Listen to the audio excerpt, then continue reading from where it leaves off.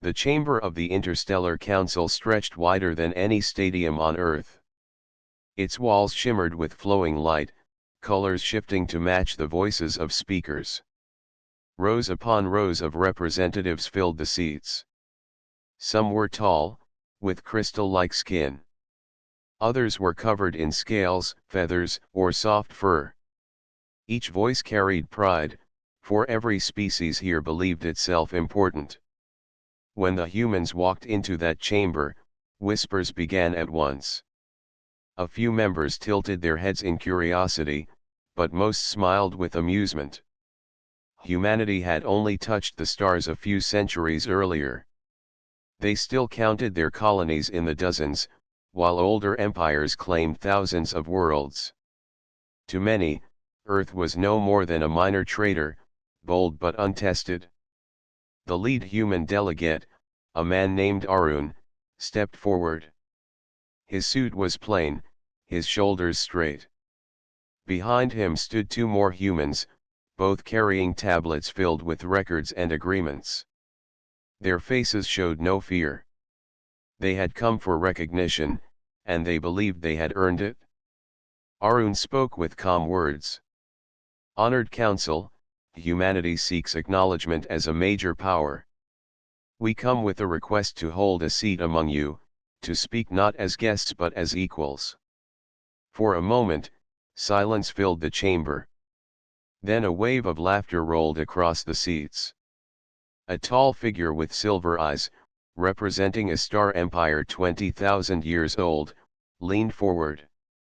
You, the being said, voice ringing like metal. Humans, who only yesterday stumbled from their cradle. You wish to sit among the architects of the galaxy. Another voice joined in, higher and sharp.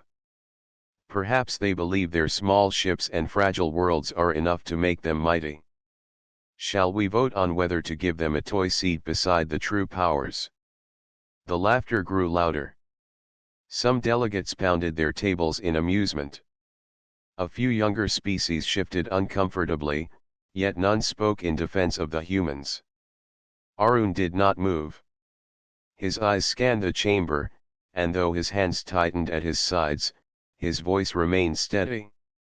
Humanity has defended its borders against pirates and raiders. We have built fleets that guard trade lanes. We have brought new technologies to allies who welcomed us. Our colonies are not fragile, they are strong, and they stand united. If this council values contribution, then humanity has contributed. If it values courage, humanity has shown courage. We ask for fairness. His words earned no respect. Instead, a council member with a long neck and blue scales hissed in amusement. Fairness is given to the powerful. You have courage, yes, but courage without strength is nothing but noise. More laughter followed. Some delegates even turned their backs, signaling that the humans were not worth further attention. At the center of the chamber, the Speaker of the Council raised a hand. The shifting lights on the walls grew softer, pulling the room into silence. The speaker's form was almost formless, like mist shaped into a body. Its voice was calm but carried the weight of command. The request from Earth has been heard. The Council will vote. No one expected the outcome to be different. Within moments, the result glowed above the chamber, denied. The laughter returned, though quieter this time, for even the proudest empires did not mock the speaker's process for long. Still, the meaning was clear. Humanity had been dismissed. Arun bowed his head. The two humans behind him stood still, their jaws tight but their voices silent. Together they turned and walked out of the chamber. No anger, no plea, no begging words. Just silence and steady steps. As they left, a delegate from a bird-like species whispered to a neighbor. Strange. They do not seem broken. Another answered, they will learn. Without power, silence is all they can keep.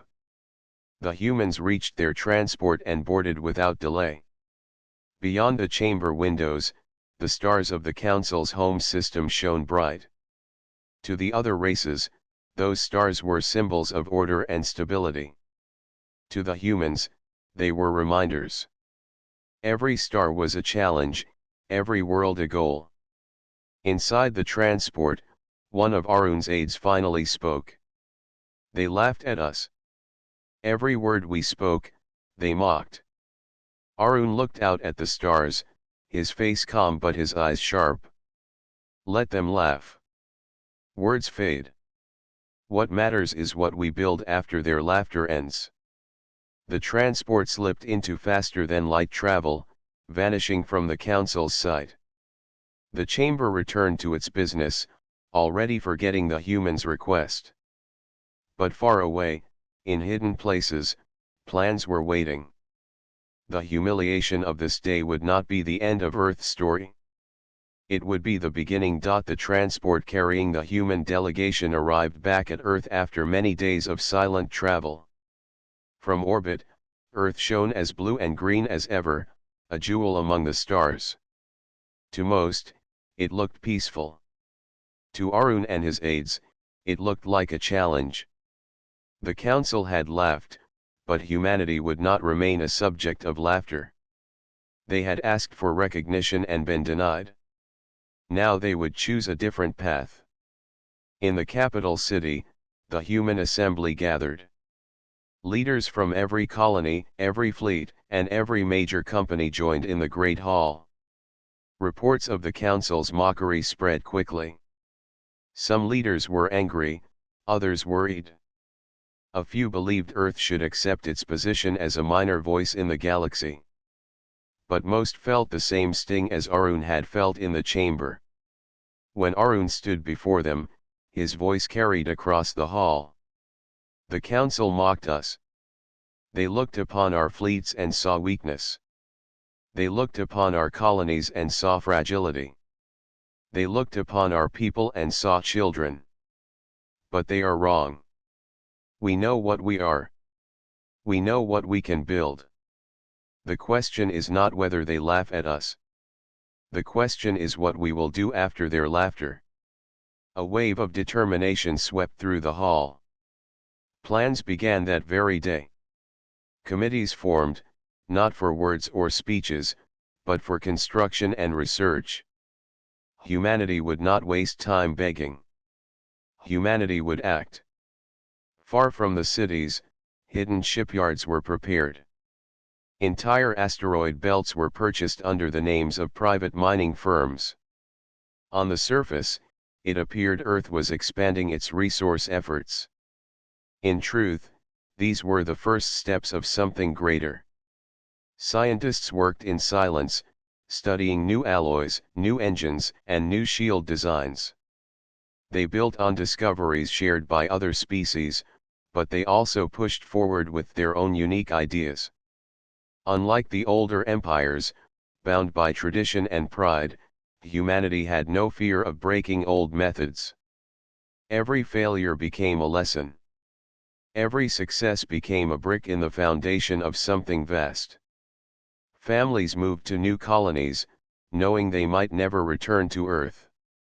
Workers lived and labored in sealed domes deep in space. They mined, welded, and forged without pause. Each of them carried the memory of the Council's laughter, and each of them whispered the same promise: never again. Years passed quietly. The Council believed humanity had withdrawn into silence, too ashamed to show its face again. Traders who visited human space reported little of note. The fleets that patrolled the borders remained small, their movements simple and predictable. To outside eyes, Earth seemed calm, unambitious, perhaps even defeated. Yet beneath the surface, everything changed. In the oceans of Earth, massive testing platforms floated, hidden from orbit. Submerged labs studied reactor designs that could power entire fleets. In the deserts, miles of hangars stretched under the sand, where engineers tested weapons that could pierce the strongest armor known to the galaxy. Arun traveled often during these years. He met miners in the asteroid belts, scientists in their deep laboratories, and soldiers in their training halls. To each group he carried the same words. The Council believes we are small. They believe we have no teeth. When the time comes, we will show them what Earth can truly build. The people listened, and their determination hardened. Even children grew up with stories of the Council's laughter, and each story was told not with shame, but with resolve. It was said that one day Earth would answer that laughter with something so vast that no one could ever laugh again. Still, secrecy remained the law. Humanity knew that if their plans were revealed too soon, the older powers might strike to destroy them before they were ready. So the quiet years continued. Shipyards expanded in shadows, hidden by layers of false data. Engineers disguised their work under the cover of civilian research. Every move was careful, every step calculated. In time, rumors began to spread. A wandering merchant spoke of strange lights near the Kuiper belt. A scout ship from another empire reported strange signals far from the trade routes. These whispers traveled across the stars, but they never carried weight. To the Council, humans were still a minor race with no real power. Rumors of a secret fleet were brushed aside with laughter. Back on Earth, Arun stood at a balcony overlooking the capital. 10 years had passed since the day of mockery. His hair had turned gray, but his eyes remained sharp. He remembered every laugh, every insult, every word of dismissal. He remembered the glowing word denied above the council chamber. Beside him, one of his aides asked, "Do you ever think about that day?" Arun nodded. "Every day. That day was the reason we began. Without it, we might have been content with what we had. Their laughter gave us strength. Their mockery gave us purpose." Far above the planet, hidden behind coated shields, the first shadow of something immense drifted in space. It was only a fragment of the greater design, a piece of a vision still being forged. But even in that early shape, its size dwarfed every human ship built before it. Humanity remained quiet, but the silence was no longer the silence of weakness. It was the silence of preparation. The Council had laughed once, but they would not laugh forever. 10 years after the Council had mocked humanity, whispers began to move across the trade routes of the galaxy. At first, they were small, little more than stories told by tired pilots in dim stations. A trader claimed he had seen enormous frames drifting in the shadows of an asteroid belt. Another said his sensors had caught a brief pulse of energy unlike any engine he had ever seen. Few believed these tales. Humans were not supposed to have such power. Yet the whispers did not stop. Instead, they grew. In the spaceport of Calvorn, a reptilian merchant spoke to his peers. "I flew past the edge of human territory last month. My ship picked up strange readings, almost like the engines of a fleet hiding in the dark. But when I returned to look again, there was nothing." His companions laughed, shaking their scaled heads. Engines. Humans can barely keep pace with standard drives. You saw a glitch, nothing more. The merchant frowned. "Perhaps. But I have flown for 40 years. My sensors do not lie." Elsewhere, in a gas mine orbiting a giant planet, two engineers shared a quiet conversation. One of them had once worked in the inner systems of Earth before taking a job abroad. He leaned close to his friend and whispered, "They are building something. Not small ships, not patrol craft. Something greater. I saw the orders myself before I left. Whole shipments of alloy, reactor cores, and shield generators sent to hidden yards. No single fleet needs so much. His friend shook his head, lowering his voice as well. If this were true, the council would have stopped it. They always watch. The engineer gave a thin smile. That is why humanity hides it so well. The council sees what humans want them to see. And so the rumors spread further. Some dismissed them at once. Some stored them quietly in the back of their minds. A few even grew uneasy, wondering if the council's mockery had been too quick. Back on Earth, the truth continued to grow in silence. Hidden deep within the Kuiper belt, vast frames of steel stretched across the dark. Shipyards floated like islands of light, their workers moving day and night without pause. Ships larger than anything humanity had ever built before began to take shape. Their skeletons were massive, their reactors powerful enough to light entire cities. Every bolt, every panel, every circuit carried a single purpose, to build what would one day answer the Council's laughter. In the great underground halls of Mars, scientists tested weapons that drew on principles other species had abandoned centuries ago. Humans looked at old ideas and found ways to make them new again. Where other empires clung to tradition, humanity dared to reinvent. Failures were many, but with each failure came progress. The people knew only fragments of what was happening, but even fragments were enough to ignite pride. Workers in shipyards whispered that they were building the future. Farmers in distant colonies told their children that their harvests helped feed the builders of destiny. Miners sang songs as they carved resources from asteroids, knowing each piece of ore carried humanity closer to its dream. Still, outside observers saw little. Human fleets at the borders remained small and unremarkable. Their ships escorted traders, defended colonies, and moved along routes as expected. To the Council, this was proof that humanity had accepted its place. If rumors of a secret fleet reached them, they laughed once more. Humans. Building what we cannot see? Impossible. They are too young, too small, too weak. But not all shared that certainty. In the private chamber of a minor council delegate from a younger race, quiet words were exchanged. If even half the rumors are true, then Earth is not what they appear to be. His advisor frowned. Do you suggest they are preparing for war? The delegate shook his head. Not war. Recognition. They will not be mocked forever. Mark my words, one day they will return, and when they do, it will not be with silence. Meanwhile, Arun, older now and carrying the weight of years, visited the hidden shipyards. He walked along the viewing platforms, watching as frames of giant vessels glowed in the dark. His aides followed, taking notes, recording progress.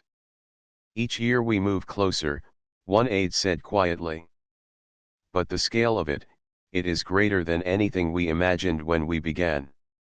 Arun placed a hand against the railing, his gaze fixed on the shadows of half-built giants.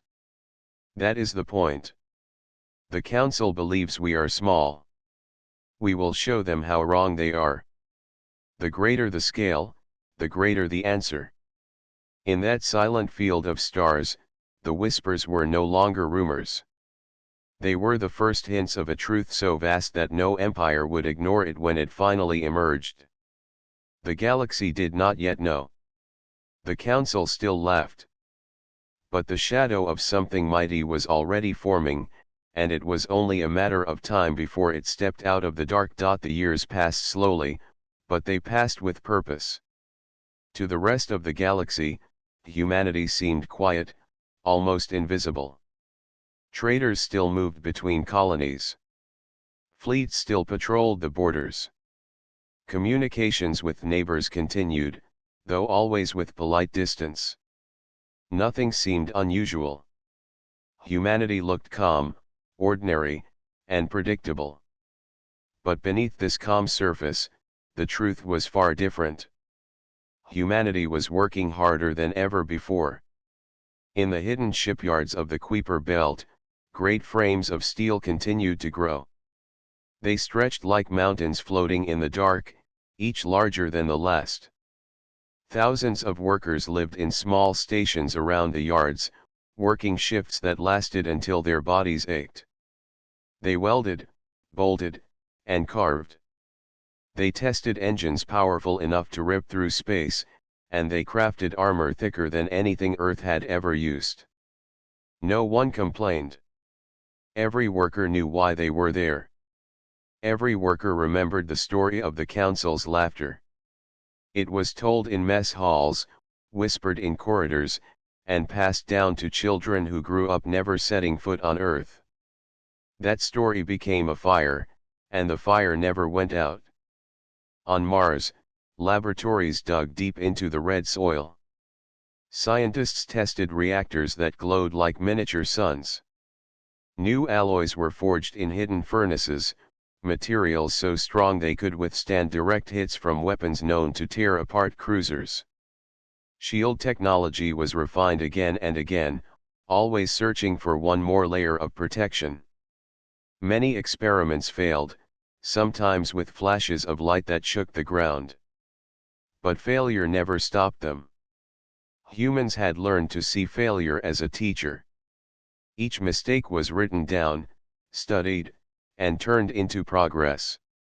Where other empires avoided risk, humanity embraced it.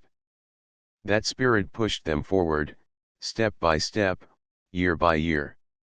Farther away, on colonies scattered across the stars, people contributed in quieter ways. Farmers grew crops that fed the workers in the shipyards. Miners dug deeper into asteroids, sending ore and rare metals back toward the hidden stations. Families raised their children with stories of hope and determination. A child born in those years grew up not asking why do we build, but instead asking when will it be finished. Through it all, secrecy remained.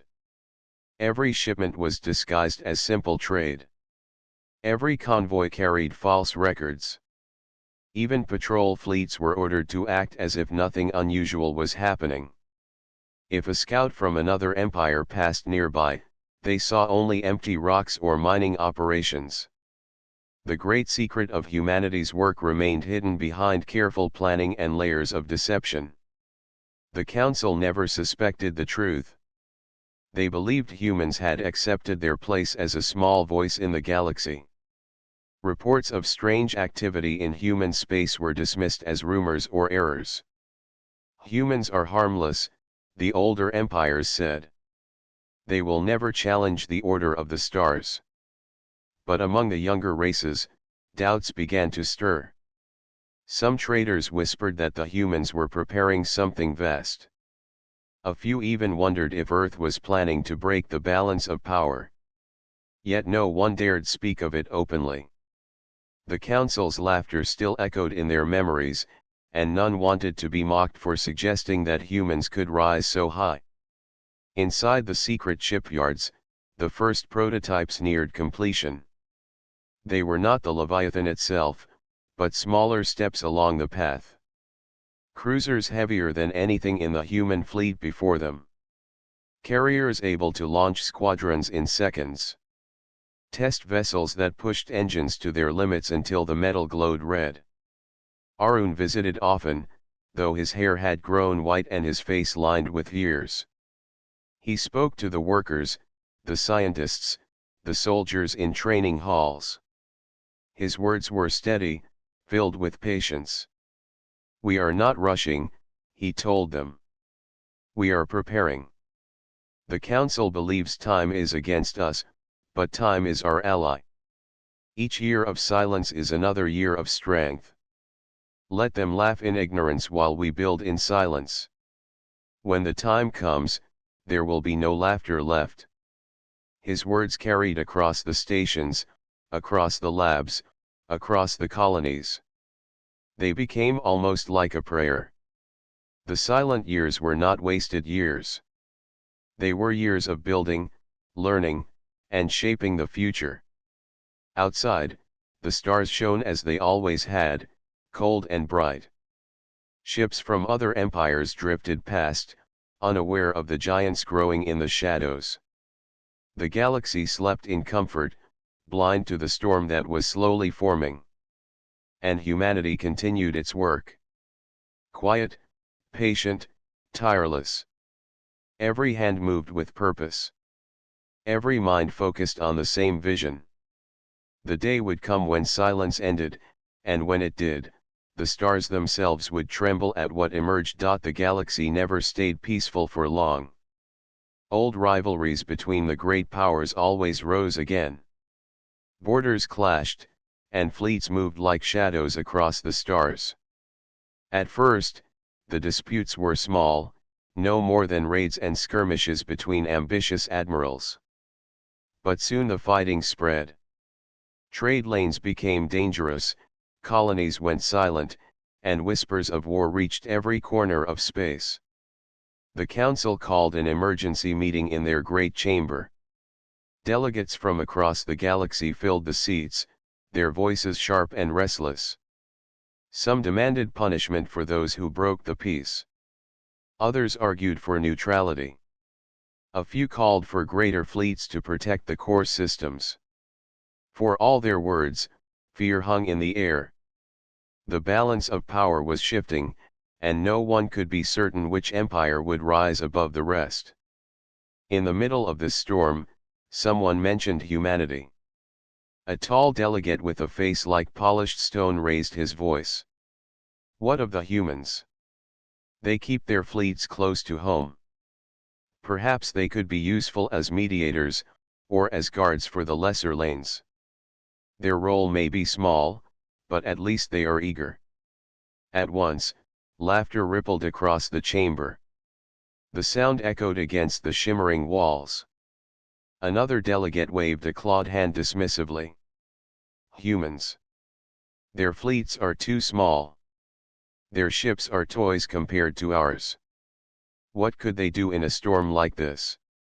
A third delegate leaned forward with a sneer. Perhaps they could ferry supplies while the true powers decide the outcome of war. The laughter grew louder, filling the chamber. Even as the galaxy shook with conflict, the council still saw humanity as weak, unworthy, unimportant. But the humans were not absent this time. A small delegation stood quietly near the edge of the chamber. Their leader, Arun, older now but still steady, listened to the laughter without a word. His aides remained silent as well. They did not protest, nor did they plead. They simply waited. The speaker of the council raised a mist-like hand to calm the noise. We speak of humanity as if they are not here. Yet they are. Let them answer for themselves. The chamber grew still. All eyes turned toward the humans. For a moment, the silence was heavier than the laughter had been. Arun stepped forward. His voice was calm, but it carried across the chamber like a bell. Honored Council, you have spoken of humanity as if we are children. You laugh at us as you did before. Yet we have not returned here to argue with words. Words mean nothing to you. So we bring something greater than words. Delegates shifted uneasily in their seats. Some narrowed their eyes. Others exchanged quick whispers. Arun lifted his hand, and one of his aides tapped a control on a tablet. Outside the chamber's vast windows, the stars flickered for a moment. Then the light dimmed. A shadow moved across the system, so large it blocked the glow of a nearby sun. Gasps filled the chamber.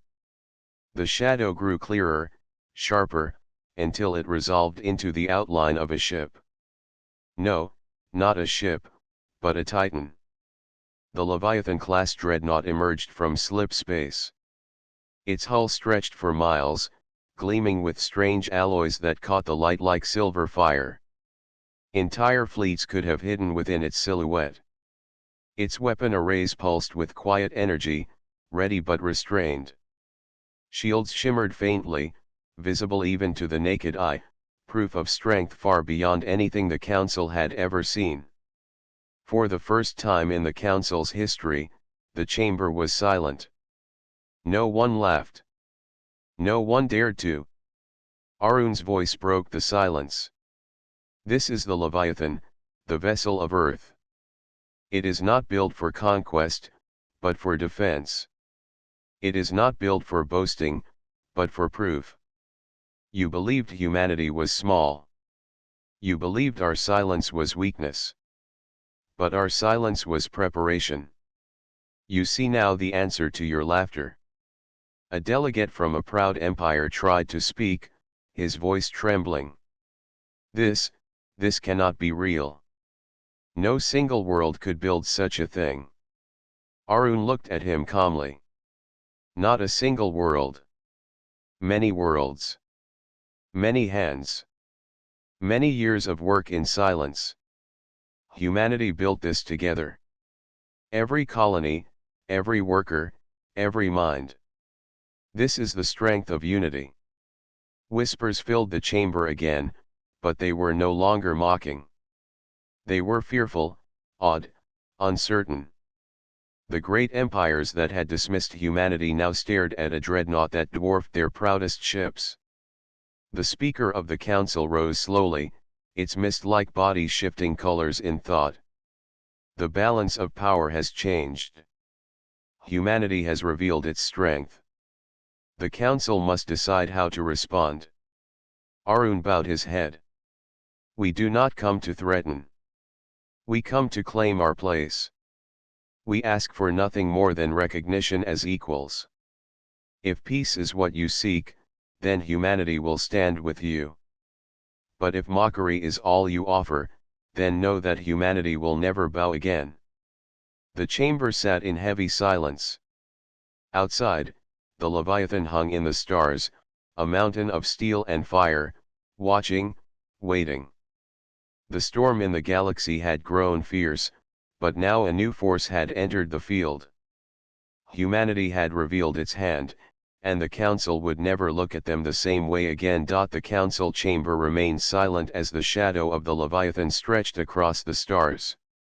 Delegates could not believe what they were seeing. A single human vessel had entered their space, larger than any ship they had ever known. Its hull glowed faintly, reflecting the light of distant suns, and the energy fields around it shimmered like a second atmosphere. Arun stood at the front, his posture calm and steady. This is the Leviathan-Class Dreadnought. It is Earth's answer to laughter. It is proof that humanity is not small. It is proof that our silence was not weakness. Whispers rippled across the chamber. No one spoke loudly. No one dared laugh. Eyes widened at the sight of the giant vessel. Fleet commanders who had once dismissed humanity now stared with disbelief. The sheer size and power of the Leviathan was more than anyone had imagined possible. A council member with scales that shimmered in green and gold tried to speak. You cannot have built this alone. This is impossible. Arun met the delegate's gaze. We did not build it alone. Humanity is not one person, one city, or one world. Every colony, every worker, every mind contributed to this. We acted in silence while others laughed. Now, you see what we have become. The Leviathan slowly moved, its engines humming like a heartbeat. Smaller ships, once hidden nearby, joined in formation around it, revealing that Earth's fleet had grown far larger than any observer had known. Even these supporting vessels were armed and shielded with technologies that made older fleets seem fragile. Delegates shifted uneasily. A few whispered to one another, trying to calculate the power they now faced. The galaxy had always believed humanity could be ignored, dismissed, and laughed at. That belief had been shattered in an instant. Arun continued, his voice firm and deliberate. We do not come to conquer. We do not come to destroy. We come to claim the respect that our people have earned. The council laughed at us once. We offer no revenge. We offer only proof. Humanity will stand as equals, or we will stand alone. The choice is yours. Silence fell again. The speaker of the council, its form shifting like mist, considered the words carefully. The members of the older empires shifted in their seats, uneasy for the first time in centuries.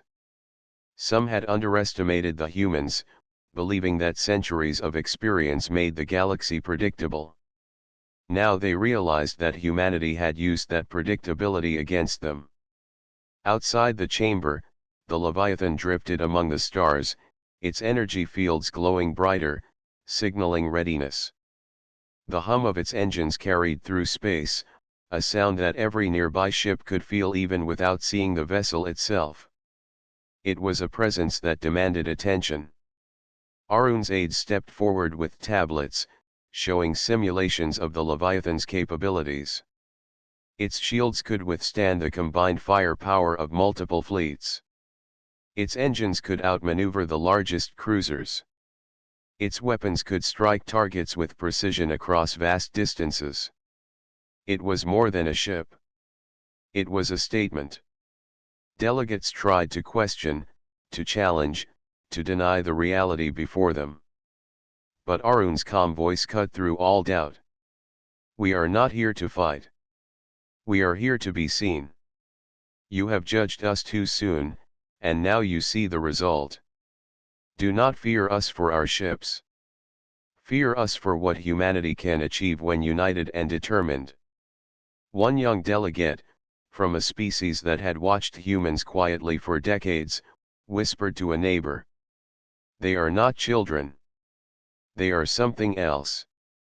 Something the galaxy has never understood before. The older empires had no answers. Their pride had blinded them, and now the truth stood before them in the shape of the Leviathan. A fleet could not match its scale, tradition could not match its speed of development, and experience alone could not match its ingenuity. Arun finally lowered his hand, signaling the end of the demonstration. The Leviathan has awakened. Its purpose is clear, and so is ours. Humanity will no longer be dismissed. We will no longer be laughed at. The galaxy will see us as we are, not as you imagine us to be. For the first time in the history of the Council, delegates realized that laughter was gone. It had been replaced with awe, with caution, and with the quiet recognition of a force that had grown in silence for decades. The Leviathan had not only entered the galaxy. It had entered history. Outside, the stars reflected off its hull, brilliant and unyielding. Humanity had waited patiently, worked tirelessly, and built the unimaginable. And now the galaxy had no choice but to acknowledge the truth. The Leviathan was more than a ship. It was a promise. It was proof that humanity could rise, not by luck, not by accident, but by will, intelligence, and unity. The council would never laugh at humans again. The council chamber had never been so silent. Delegates who had once laughed at humans now stared in awe. The Leviathan-Class Dreadnought hung outside the windows, vast and unyielding. Its shadow stretched across the council station, a reminder that humanity's silence had been far from weakness. Arun stood at the front, his posture calm and deliberate. He spoke clearly, so every delegate could hear. The Leviathan is the result of decades of work by humanity. We do not build to destroy for pleasure. We build to protect, to explore, and to prove that we are capable of more than others believe. The council laughed at us once. That laughter is no longer part of the story. The delegates whispered among themselves. A few of the younger races exchanged astonished glances. They had never seen a vessel of this scale. They had never seen a single world display such unity and determination. Even the oldest empires, proud for millennia, were unsure how to respond. A delegate from the Crystalline Empire finally spoke. Its voice was calm, but it carried fear and awe. "We underestimated you, humanity. You have grown beyond the expectations of even the oldest empires. This is beyond belief." Arun nodded. "We underestimated no one. We prepared. We acted quietly while others laughed.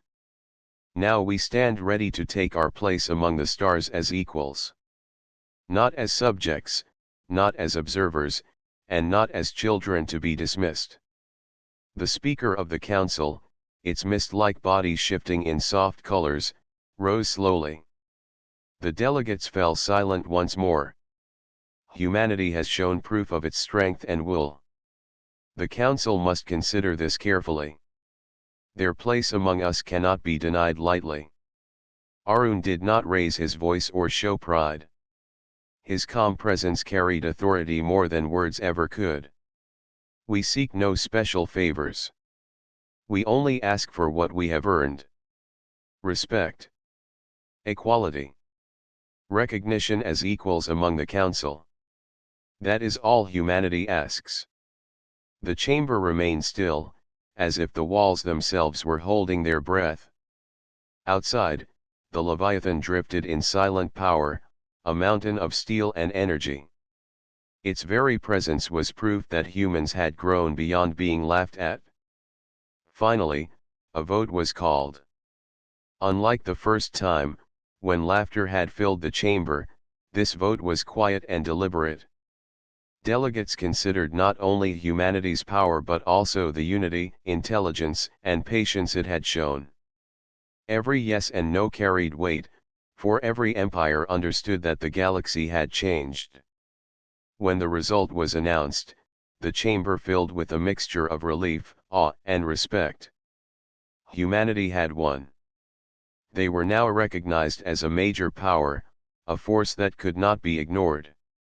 For the first time, humans had a voice that mattered in the affairs of the galaxy. Arun allowed himself a small nod. He did not smile widely. This victory was not for him alone. It was for every worker in the hidden shipyards, every scientist in the labs, every soldier in training halls, and every family that had supported the vision of humanity's rise. As he turned to leave, one young delegate whispered to a neighbor. "We laughed once. We were wrong. Humanity is something different. Something we do not fully understand." The elder beside him nodded slowly. "It is not fear that we feel. It is respect. And respect is earned by actions, not words." Outside the council station, the Leviathan's engines hummed softly, a sound that carried through the void of space. Its weapons were ready, its shields powerful, yet it remained still. It did not move to attack or threaten. It existed as a promise and a proof. Humanity had arrived, not through conquest but through determination, patience, and intelligence. The galaxy would not forget this day. Stories of the Leviathan and the quiet strength of humanity spread quickly. Even those far from council space heard of it, and for the first time, humans were no longer underestimated. No one laughed at them. No one questioned their abilities. Back on Earth, Arun looked out at the stars from his office. He reflected on the long years of silent work, the challenges faced, and the vision that had driven everyone forward. "We have arrived," he said softly to himself. Not with noise or anger, but with proof. The galaxy now sees what humanity can do when it acts together. The Leviathan was more than a ship. It was a symbol. It was a declaration that humans would no longer be overlooked. And in the quiet moments of the stars, humanity's voice joined the chorus of the galaxy, strong, determined, and equal. The council had laughed at humanity once. That laughter had ended. In its place rose respect, recognition, and the knowledge that humans had become a force unlike any other. Humanity had claimed its seat at the table, and from that day forward, the galaxy would never forget it.